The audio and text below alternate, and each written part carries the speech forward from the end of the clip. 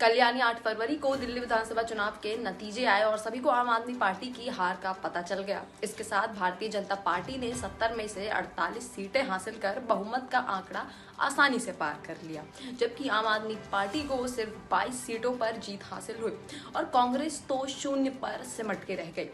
ये तो रही सीधी नतीजों की बात, जिसके बाद दिल्ली के पूर्व मुख्यमंत्री और आम आदमी पार्टी के राष्ट्रीय संयोजक अरविंद केजरीवाल ने दिल्ली विधानसभा चुनाव में अपनी पार्टी की हार भी स्वीकार कर ली है। लेकिन इतने सालों बाद ये सत्ता पलट आखिर कैसे हुई, इसके बारे में जान लेते हैं। चुनावों में आम आदमी पार्टी की हार के कुछ संभवी कारण इस प्रकार हो सकते हैं, जैसे जनता का मोहभंग। भ्रष्टाचार विरोधी पार्टी के नाम से उभरी आम आदमी पार्टी इस बार जनता का भरोसा जीतने में नाकामयाब रही।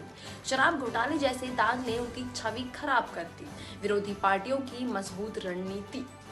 भाजपा और कांग्रेस ने आम आदमी पार्टी के खिलाफ मजबूत चुनावी रणनीति बनाई। उन्होंने आम आदमी पार्टी की नीतियों और कार्यप्रणालियों पर सवाल उठाए, जिससे आम आदमी पार्टी को नुकसान हुआ।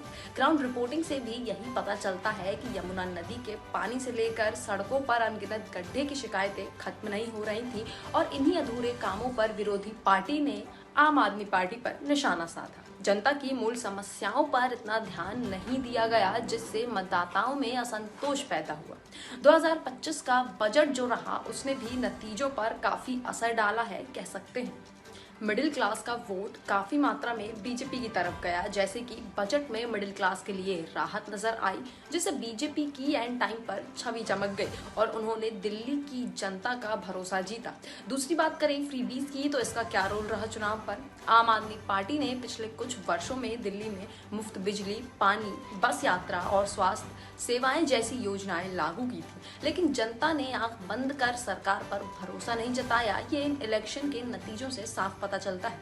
मुफ्त की योजनाएं आम जनता को ज्यादा समय तक नहीं लुभा सकती। गरीब और मध्यम वर्ग के लोगों को इन योजनाओं से सीधा लाभ मिला। इससे आम आदमी पार्टी को इन वर्गों का समर्थन मजबूत हुआ। लेकिन कुछ मतदाताओं ने इन योजनाओं को केवल चुनावी रणनीति माना और इन्हें टिकाऊ विकास के बजाय अल्पकालिक लाभ के रूप में देखा। दिल्ली सरकार पर इन योजनाओं का वित्तीय बोझ बढ़ा। इससे करदाताओं और आर्थिक रूप से जागरूक मतदाताओं में नाराजगी पैदा हुई।